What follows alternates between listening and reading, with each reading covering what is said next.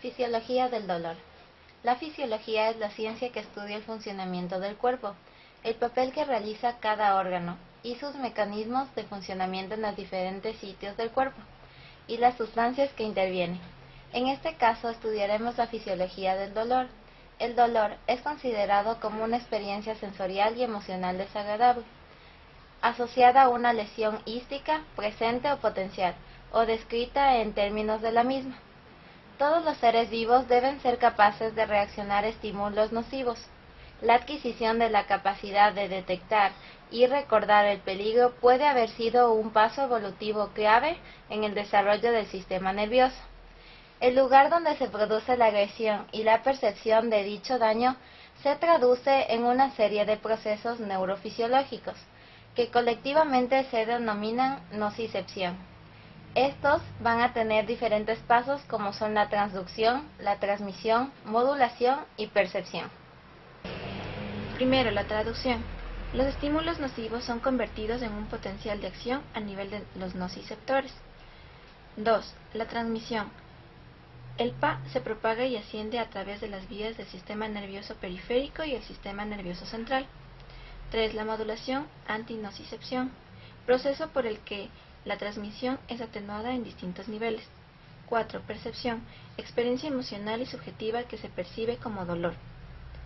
En la traducción, en esta fase de percepción del estímulo nocivo, se pensó que el proceso ocurriría en terminaciones sensoriales específicas, ya sea en los corpúsculos de Ruffini, Meissner y otros.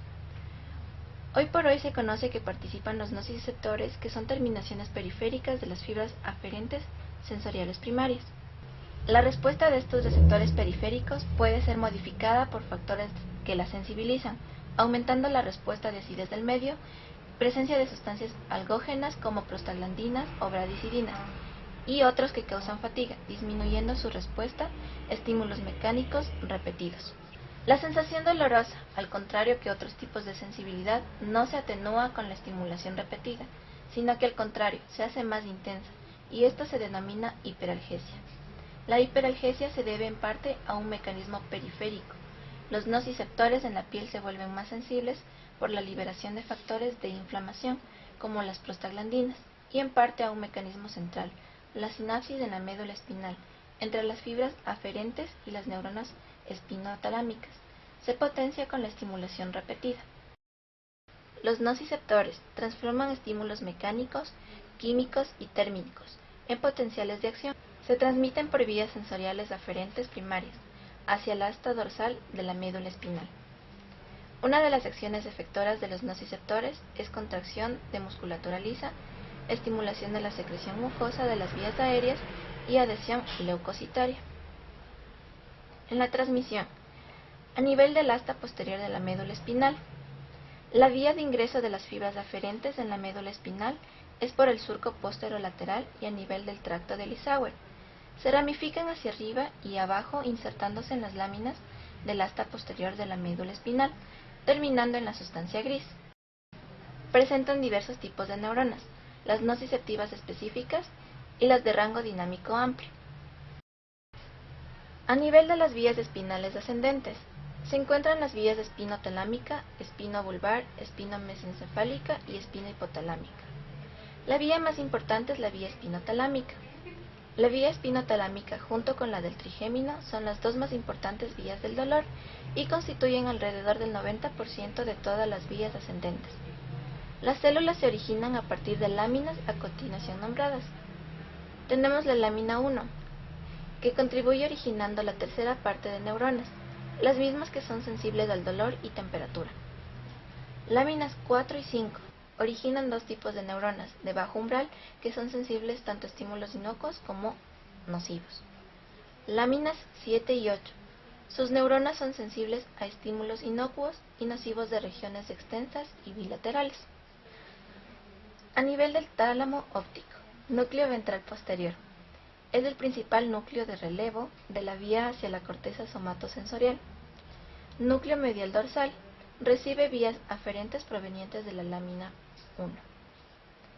El tálamo pone en interconexión a la corteza con estructuras inferiores como el hipotálamo o el sistema límbico para actuar de modo eficaz de acuerdo con la respuesta elaborada a nivel cortical. Modulación. Las manifestaciones de dolor dependen de cada individuo y están dadas por muchos factores como la excitación, la tensión y la expectación. El dolor puede entonces iniciarse a través de la activación de receptores periféricos, directamente dañados por el trauma o estimulados por fenómenos inflamatorios, infecciosos o isquémicos, que producen liberación de mediadores. Estos pueden ser directamente algógenos o sensibilizar a los receptores. El fenómeno inflamatorio incluye la liberación de sustancias como la histamina, serotonina, prostaglandinas y bradiquinina, el aumento de potasio extracelular y de iones de hidrógeno, que facilitan el dolor. La sustancia P facilita la transmisión nerviosa o incluso provoca la vasodilatación, aumento de la permeabilidad capilar y edema. Por otra parte, un estímulo traumático o quirúrgico intenso puede provocar una contractura muscular refleja, que agrava el dolor en la zona, o un aumento de la actividad simpática eferente, que a su vez modifica la sensibilidad de los receptores del dolor. La percepción. La percepción del dolor no puede ser cuantificada. Dolor no es igual a nocicepción.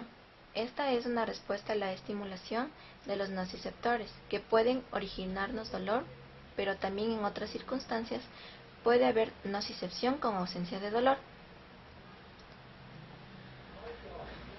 La sensación de dolor puede ser inhibida por lo que se conoce como analgesia, de acuerdo a diversos experimentos con monos.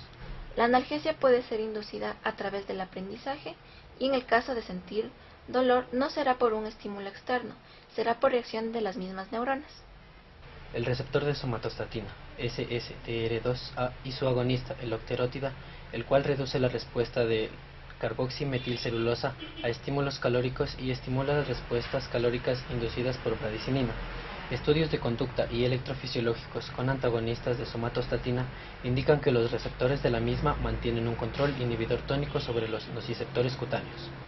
El GABA produce un efecto bimodal. Por un lado, las concentraciones bajas de GABA atenúan las conductas de dolor inducidas por formaldehído, mientras que las concentraciones altas la aumentan. El glutamato. Se han descrito diversos receptores de glutamato, como el IGLU, receptores ionotrópicos de glutamato, y mGLU, receptores metaotrópicos acoplados a la proteína G. Los receptores mGLU activan a los nociceptores y posteriormente al dolor inflamatorio. Los receptores IGLU periféricos inducen dolor por formaldehído y en la hiperalgesia calórica inducida por el glutamato. Los receptores mGLU-R5 se encuentran en las neuronas del ganglio de la raíz dorsal, donde contribuyen a la hiperalgesia inflamatoria. Factor de crecimiento nervioso, o NFG por sus siglas en inglés, puede inducir hiperalgesia calórica al actuar directamente sobre las terminaciones nerviosas aferentes primarias.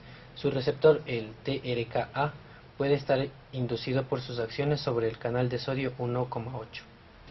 Opioides. Se ha demostrado la presencia de receptores opioides en terminales periféricos de fibras aferentes. El transporte axonal de estos aumenta durante la inflamación. Esto puede desencadenarse por la presencia de IL, I-beta y el factor liberador de corticotrofina que se hallan en el tejido inflamado. Los receptores B2 están estimulados por la acción de la bradicinina. Es una sustancia que produce una sensibilización transitoria a estímulos calóricos mediante la activación de fosfolipasa y sinasa C, producción de ácidos araquidónicos y modulación del canal de TRPV. Protones. Se ha planteado que los protones activan selectivamente a nociceptores. Estos no producen taquifilaxia a largo plazo. La administración cutánea de soluciones de pH bajo produce dolor e hiperalgesia. Histamina. La aplicación de histamina directamente en la piel produce picor, mas no dolor. Estimula a las nocicepciones polimodales potenciando las respuestas de bradicinina y el calor. El receptor de histamina es el H1. Eicosanoides. Entre los eicosanoides tenemos prostaglandinas, tromboxanos y leucotrienos. Las prostaglandinas I2, E1, E2 y D2 intervienen en la hiperalgesia y respuesta inflamatoria. Los leucotrienos D4 y B4 intervienen en la hiperalgesia y sensibilización de estímulos mecánicos. Receptores colinérgicos. Los receptores de nicotina y muscarina respectivamente, tienen efectos desensibilizantes sobre los nociceptores cutáneos. El ATP puede activar a los nociceptores y actuar como mediador endógeno del dolor en respuestas inflamatorias mediante la estimulación de fibra C en piel sana. Pero en fibra C de la piel que ya ha sido afectada, como por ejemplo estímulos mecánicos o calóricos, no actúa. Citocinas. Pueden excitar los nociceptores por acción directa o indirecta de estimulación de la liberación de prostaglandinas. La TNF-alfa desencadena excitación directa y sensibilización a estímulos calóricos y mecánicos de fibras libres aferentes. La serotonina es secretada desde las plaquetas. Aplicada a una ampolla activa a los nociceptores y produce dolor. Se ha demostrado también que potencia el dolor producido por bradicinina. Estructuras anatómicas implicadas en la experiencia del dolor. La experiencia dolorosa no puede ser simplemente considerada como una sensación. Es por ello por lo que hablamos de percepción dolorosa y no de sensación dolorosa. Evidentemente, esto supone una mayor complejidad en la anatomía y fisiología del dolor, y las estructuras anatómicas implicadas en la nocicepción son receptores del dolor, fibras nerviosas centrípetas, médula espinal, fibras de conducción ascendente y centros superiores del dolor, como son los núcleos talámicos, el hipotálamo, el sistema límbico y el córtex. Tipos de dolor. Dolor agudo. Aparece a medida que lo hace la causa que lo ha producido. Es de breve duración, menos de 6 meses. Su finalidad principal es alertar al individuo de que algo va mal en su organismo. Se conoce también con los nombres de dolor señal o dolor síntoma. Dolor crónico. Dura más de 6 meses. El síntoma se convierte en la propia enfermedad y aunque la causa desaparece, este se mantiene. El dolor que se cronifica pierde su sentido protector y se convierte él en la misma enfermedad. Estos pacientes van sufriendo un progresivo deterioro físico, acompañado de trastornos del sueño y del apetito, disminución de la actividad física, excesiva medicación, disfunciones psicológicas y depresión. Dentro del dolor crónico se distinguen dolor agudo recurrente, dolor crónico agudo, dolor crónico no maligno. El dolor agudo recurrente. Periodos de dolor agudo que se repiten periódicamente durante toda la vida o durante un periodo prolongado. Ejemplo, las cefaleas migrañosas. Dolor crónico agudo. Dolor continuo de duración limitada. Puede durar meses o años. Es el caso del dolor neoplásico producido por el cáncer. También se lo llama dolor maligno. Dolor crónico no maligno. Esta no amenaza la vida, pero provoca en el paciente un grave deterioro físico y psíquico. El ejemplo es la artritis reumatoide y el dolor del miembro fantasma. Dolor físico. Todos aquellos tipos de dolor que tienen su etimología en las lesiones físicas de determinados tipos. Entre estas tenemos el dolor periférico, el dolor central, el dolor de proyección y el dolor referido. Dolor periférico. Es una experiencia cotidiana, generalmente de carácter no patológico, de localización precisa. Se expresa de muy diversos modos: punzadas, corrientes, golpes. Puede estar provocada por estímulos térmicos, mecánicos, eléctricos o químicos. El dolor central o profundo. Se produce por la estimulación nociceptiva de músculos, tendones y otros tejidos de carácter profundo. A mayor intensidad y duración de la estimulación, más difuso es el dolor. Un tipo de dolor central muy característico es el dolor visceral, el cual es un dolor profundo, mal definido, mal localizado, que se irradia acompañado de reflejos autónomos, tales como la variación de la frecuencia cardíaca, náuseas y sudoración. El dolor de proyección. Se origina generalmente por la irritación de las estructuras ganglionares. El dolor se manifiesta lejos del punto de lesión. Ejemplo: neuralgia radicular, la neuritis espinal y la hernia discal. Se explica a base de la ley de Ruch, que dice que el estímulo que actúa sobre una vía sensorial en cualquier punto situado centralmente respecto al órgano receptor origina una sensación proyectada hacia la periferia. El dolor referido. Dolor de tipo visceral, que se percibe en una parte externa en correspondencia con el órgano interno estimulado. Dolor psicógeno. Tipos de dolor de naturaleza psicosomática o psíquica. Son dolores reales localizados generalmente en el abdomen, cabeza o genitales, en donde el paciente no finge el dolor, sino que en verdad lo experimenta. La intensidad del dolor es directamente proporcional al estado de ánimo del paciente. Dolor nociceptivo. Es aquella forma de dolor que se corresponde con una adecuada respuesta a una serie de estímulos que producen daño o lesión de órganos somáticos o viscerales. Dolor neuropático. Debido a lesiones traumáticas, metabólicas o tóxicas que aparecen tras una lesión del sistema nervioso central o periférico. Se produce por lesiones o alteraciones en los nervios o en fascículos nerviosos que van desde la periferia a la médula espinal. Dolor nociceptivo. Existen en la periferia los nociceptores, que son terminaciones nerviosas libres, que presentan una serie de proteínas que actúan como receptores de esa información nociceptiva y la transmiten al sistema nervioso central por fibras de tipo A y C.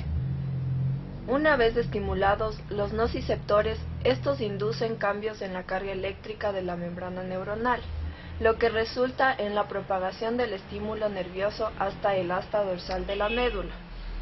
Allí se libera glutamato, que se une al receptor específico denominado AMPA, que transmite la información hacia los centros superiores del sistema nervioso central, hasta el tálamo y la corteza cerebral. Y liberan sustancias endógenas inhibidoras como opioides y GABA. Estas sustancias inhibidoras actúan modulando la transmisión del estímulo, por un lado disminuyendo la liberación de glutamato y por otro hiperpolarizando la membrana. El dolor crónico se divide en dos, que tenemos la sensibilización periférica y la sensibilización central. La periférica es una situación de dolor crónico, sea inflamatorio o neuropático. La periferia sigue mandando información nociceptiva hacia el asta dorsal de la médula. La propia neurona envía desde su soma vesículas que liberan tanto sustancia P como el péptido relacionado con el gen de la calcitonina. Estas dos sustancias se unen a receptores en distintas células, que son neutrófilos, mastocitos y basófilos. Esta unión causa la liberación de sustancias proinflamatorias, como son las citocinas, bradicinina y histamina. También liberan factores tróficos, como el factor de crecimiento nervioso. Todos estos producen cambios de pH, liberación de ATP de las células lesionadas, síntesis y liberación de óxido nítrico, lo que induce la amplificación de la señal hacia la médula espinal y los centros superiores. En la sensibilización central, al llegar la señal aumentada desde la periferia, se produce un incremento en la liberación de glutamato, que se une a unos receptores NMDA y más tarde al metabotrópico del glutamato. Estos se expresan en situaciones de dolor agudo. Al activarse contribuyen a despolarizar la neurona postsináptica, sino a generar una serie de cambios intracelulares, con expresión de oncogenes, síntesis de proteínas, activación enzimática, que aumentarán la señal nociceptiva. En respuesta, las vías aferentes primarias también liberan sustancia P, que se une a unos receptores llamados NK. Este hecho hizo que se pensara que el bloqueo farmacológico de estos receptores serviría para controlar las manifestaciones del dolor crónico. Entre otros fenómenos, se produce en la neurona postsináptica el incremento de la síntesis del COX y del óxido nítrico. Ambas sustancias son capaces de difundir hacia la neurona presináptica, donde producen un incremento de la señal, el óxido nítrico activando la liberación de la sustancia P y la del COX. En situaciones de dolor crónico aparecen ramificaciones de colaterales axónicas que aumentan la cantidad de la señal nociceptiva aferente, lo que aumenta la liberación de glutamato al espacio intersináptico, por las vías descendentes con disminución de la liberación de opioides, endógenos e incluso degeneración celular, neuronas descendentes. Todos estos cambios amplifican de forma muy importante y mantenida la señal nociceptiva que se produce en el asta dorsal de la médula y producen lo que se conoce como sensibilización central. La fisiología del dolor estomacal. Existen dos tipos de dolor visceral, el esplénico o dolor visceral verdadero, el somático o dolor referido. La transmisión del dolor se realiza por el sistema nervioso periférico a partir de dos tipos de fibras nerviosas. Fibras delta A, fibras mielinizadas, miden de 2 a 5 microgramos de diámetro, origen de estructura somática y de tegumentos, dolor bien localizado, brillante o agudo, impulsos se conocen a una velocidad de 12 a 70 metros por segundo. Vías. Las vías abdominales y sus estructuras de sostén no tienen receptores específicos del dolor. El dolor abdominal puede transmitirse por las raíces de neuronas de la T6 a la T12. Los impulsos sensitivos de origen somático. Viajan por las neuronas somáticas aferentes, ganglios de las raíces dorsales, cuerpo posterior de la médula espinal. Los impulsos sensitivos de los tejidos viscerales transportados por las fibras nerviosas aferentes viscerales acompañan a los simpáticos hasta los ganglios de la raíz dorsal. Tipos del dolor profundo.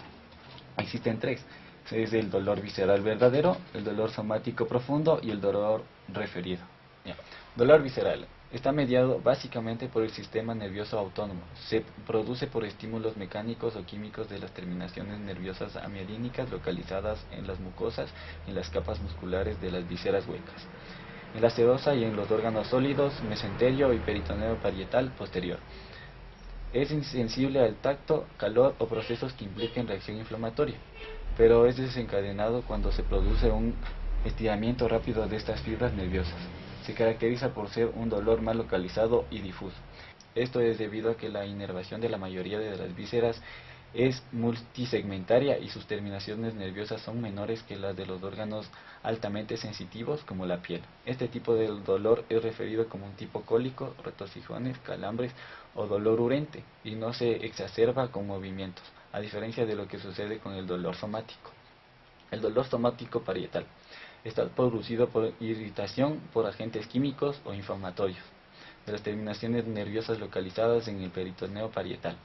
Es inducido por tacto, presión o los cambios de temperatura.